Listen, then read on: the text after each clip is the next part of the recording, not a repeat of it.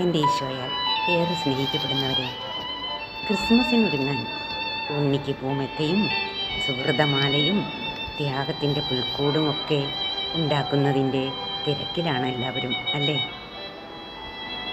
അതുപോരാ, Christmas greetings പുതുപുത്തൻ രീതിയിൽ ഒരു സർപ്രൈസായി നമ്മുടെ ഫ്രണ്ട്സിനൊക്കെ അയക്കേണ്ടത് എങ്ങനെയാണെന്ന് ചിന്തിച്ച് തലപുകയുന്ന കാര്യമായിട്ട് കൊണ്ടു നടക്കുമായിരിക്കും, അല്ലേ?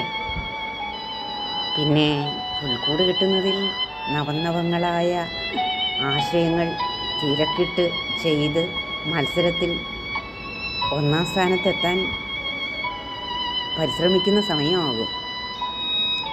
എങ്കിലും ഞാൻ നിങ്ങൾക്ക് നല്ലൊരു പുതുപുത്തൻ ഉണർവ് നൽകുന്ന ചിന്ത നൽകുകയാണ് ഈ ക്രിസ്മസിന്. എന്താ, എല്ലാവരും സ്വീകരിക്കാൻ തയ്യാറല്ലേ? എന്നാൽ കേട്ടോളൂ.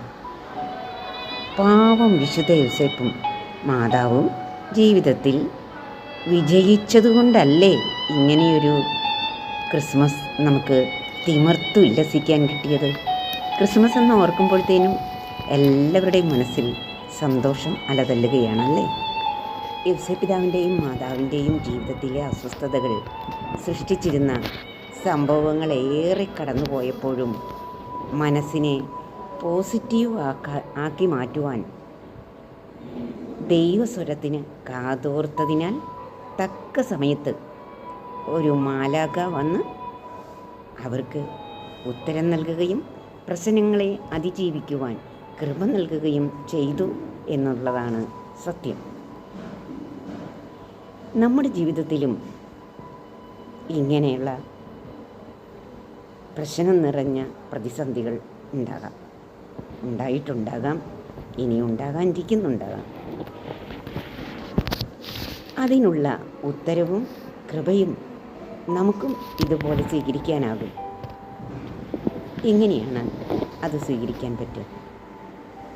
നമ്മുടെ ജീവിതത്തിൽ നിരാശയുടെ പടുകുഴിയിൽ വീണ് എല്ലാം തകർന്നടിഞ്ഞു എന്ന് ചിന്തിക്കുന്ന നിമിഷങ്ങൾ, ഇന്ന് കുഞ്ഞു പിള്ളേർക്കായാലും ടെൻഷനാണ്.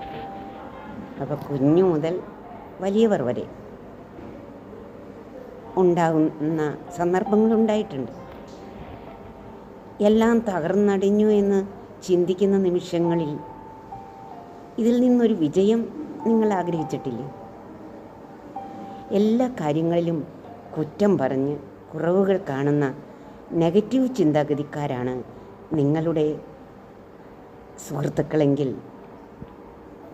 അല്ലെങ്കിൽ നിങ്ങളോടൊപ്പം സഹവസിക്കുന്നതെങ്കിൽ വിജയം വരിക്കുവാനുള്ള വാതിൽ നിങ്ങളുടെ മുൻപിൽ അടഞ്ഞു പോകും. നിങ്ങളുടെ ചിന്തകളെ അമൃതാക്കി മാറ്റി വിശുദ്ധ യോസേപ്പിനെയും മാതാവിനെയും പോലെ പ്രതിസന്ധികളെ അവസരങ്ങളാക്കി മാറ്റി ഉയരങ്ങളിലേക്ക് കുതിക്കുവാൻ മുന്നിൽ കാണുന്ന ഒരു മരുപ്പച്ചയിലേക്കല്ലേ നാം നയിക്കപ്പെടേണ്ടത്? നിൻ്റെ സഹവാസികൾ നിൻ്റെ ചിന്തകളെ അമൃതാക്കി മാറ്റി വിജയം കൊയ്യുവാൻ സഹായിക്കുന്നുണ്ടോ? അതോ എല്ലാറ്റിലും നെഗറ്റീവ് ചിന്താഗതി നൽകി നിൻ്റെ കൂടെ സഹവസിക്കുന്ന ഇവർ നിന്നിൽ വിജയിക്കുവാൻ പ്രേരിപ്പിക്കുന്ന അഗ്നിയെ കെടുത്തിക്കളയുവാൻ മതിയായ കാരണക്കാരാകുന്നില്ലേ? ഒന്ന് ചിന്തിച്ചു നോക്കിയേ. നന്മ നിറഞ്ഞ മാലാഖമാർ ഇന്നും നിന്നോടുകൂടി സഹവസിക്കുന്നവരായി മാറട്ടെ. അങ്ങനെ ഭൂമിയിൽ സന്മനസ്സുള്ളവർക്കെല്ലാം സമാധാനം ആശംസിക്കുവാൻ നമുക്ക് കഴിയട്ടെ. ഈ ക്രിസ്മസ് അതിന് നിങ്ങളെ എന്നും സഹായിക്കുമാറാകട്ടെ എന്ന് ആശംസിക്കുന്നു. എല്ലാവിധ മംഗളങ്ങളും ക്രിസ്മസിൻ്റെ പ്രാർത്ഥനാശംസകളും എല്ലാവർക്കും നേരുന്നു. ഈശോ മിശിഹായ്ക്ക് സ്തുതിയായിരിക്കട്ടെ.